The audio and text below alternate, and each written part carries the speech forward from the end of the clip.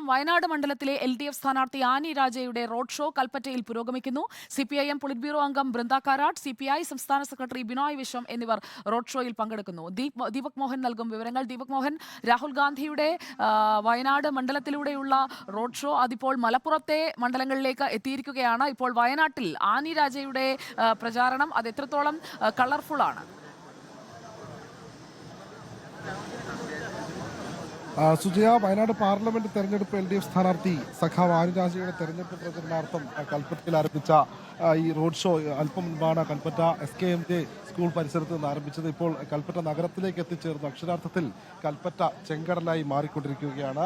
നിരവധി പ്രവർത്തകരാണ് കൽപ്പറ്റയിലേക്ക് എത്തിക്കൊണ്ടിരിക്കുന്നത്. 1,00,000-ഓളം പ്രവർത്തകരെ നേരത്തെ അണിനിരത്തി റോഡ് ഷോ ശക്തിപ്രകടനം നടത്തുമെന്നാണ് നേരത്തെ അറിയിച്ചിരുന്നത്. അതനുസരിച്ച് ജില്ലയിലുള്ള നിരവധി LDF പ്രവർത്തകർ ഇങ്ങോട്ടേക്ക് എത്തിച്ചേർന്നിട്ടുണ്ട്. 3 നിയോജക മണ്ഡലങ്ങളിൽ നിന്നായി 1,00,000-ലേറെ പേർ പങ്കാളികളാകുമെന്ന് അറിഞ്ഞു. അതിനനുസരിച്ചുള്ള ആളുകൾ ഈ ഭാഗത്തേക്ക് എത്തിച്ചേർന്നിട്ടുണ്ട്. സ്ഥാനാർത്ഥിയായ ആനി രാജ, ഒപ്പം CPM പൊളിറ്റ് ബ്യൂറോ അംഗം ബൃന്ദ കാരാട്ട്, CPI സംസ്ഥാന സെക്രട്ടറി ബിനോയ് വിശ്വം തുടങ്ങിയ ആളുകളും ഈ റോഡ് ഷോയിൽ പങ്കെടുക്കുന്നുണ്ട്. കൽപ്പറ്റ SKMJ സ്കൂൾ പരിസരത്ത് നിന്ന് ആരംഭിക്കുന്ന റോഡ് ഷോ കൽപ്പറ്റ നഗരത്തിലൂടെ കൽപ്പറ്റ പുതിയ ബസ് സ്റ്റാൻഡിലാണ് പൊതുസമ്മേളനം സംഘടിപ്പിച്ചിട്ടുള്ളത്. ഈ റോഡ് ഷോ അവിടെ എത്തി അവസാനിച്ചതിന് ശേഷമായിരിക്കും പൊതുസമ്മേളനം ആരംഭിക്കുക. ദീപക, ഇവിടെ നിന്ന് കൽപ്പറ്റയിലെ ദൃശ്യങ്ങൾ കാണുമ്പോൾ നേരത്തെ രാഹുൽ ഗാന്ധിയുടെ റോഡ് ഷോ കടന്നു പോകുമ്പോൾ, ജനസമ്പർക്കം കടന്നു പോകുമ്പോൾ കൊടിയൊന്നുമില്ല കണ്ടുപിടിക്കാൻ. കൊടിയത്തൂരിൽ പോയപ്പോഴും കൊടി കണ്ടില്ല.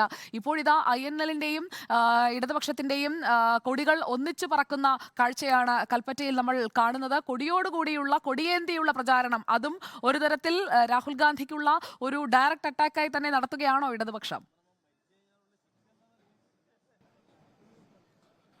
സുജയ, ഈ റോഡ് ഷോയിൽ കാണാം LDF-ന്റെ കൊടിയോട് ഒപ്പം തന്നെ ജനതാദളിന്റെയും അതോടൊപ്പം INL-ന്റെയും എല്ലാം തന്നെ കൊടിയുണ്ട്. ചെങ്കൊടി ഏന്തി തന്നെയാണ് എല്ലാ പ്രവർത്തകരും ഇവിടെ എത്തിച്ചേർന്നത്. നേരത്തെ കോൺഗ്രസിന്റെയും BJP-യുടെയും റോഡ് ഷോ ഇവിടെ നടത്തിയിരുന്നു. ആ സമയത്ത് ഏറ്റവും വലിയൊരു ആരോപണം കോൺഗ്രസിന്റെ റോഡ് ഷോയിൽ ഇത്തരത്തിൽ കൊടി ഉപയോഗിക്കുന്നില്ല, പകരം ബലൂണുകൾ ഉപയോഗിച്ചാണ് അവർ ജാഥ നടത്തിയത്. അതിന് പകരമായി ഇത്തവണ പ്രവർത്തകരെല്ലാവരും തന്നെ കയ്യിൽ ചെങ്കൊടി ഏന്തിയാണ് ഇവിടെ എത്തിയിട്ടുള്ളത്.